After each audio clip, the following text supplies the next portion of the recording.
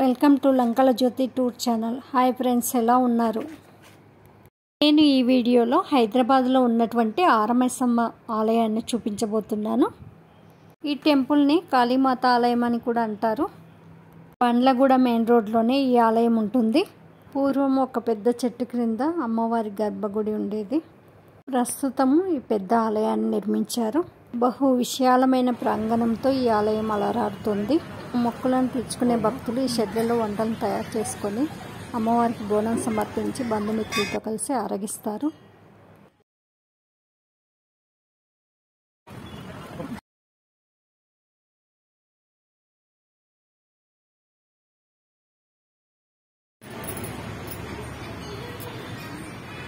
అన్ని ముడుపులు కట్టినారు అమ్మవారికి. ఆరమైసమ్మ టెంపుల్.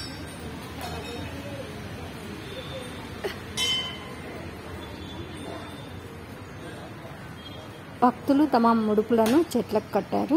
చాలా ఉన్నాయి ముడుపులన్నీ కూడా ఇక్కడ. ఇది ఆలయం లోపలికి వెళ్ళే దారి. కాళికాదేవి, ఈమెను మహాకాళి, భద్రకాళి అని కూడా పిలుస్తారు. ఈ అమ్మవారు అనంత శక్తి ప్రదాయిని. ఆలయం లోపల ఎత్తైన ధ్వజస్తంభం ఇది. భక్తులు అమ్మవారిని దర్శించుకుంటున్నారు. మేము కూడా క్యూలో వెళ్ళి అమ్మవారిని దర్శించుకున్నాము. మంగళవారం, శుక్రవారం ఈ ఆలయంలో భక్తుల రద్దీ ఎక్కువగా ఉంటుంది. ఇది గర్భగుడి. అమ్మవారి రూపం మహా అద్భుతం.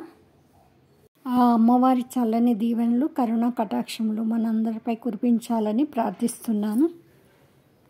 ఈ ఆలయం చాలా పెద్దగా ఉంది.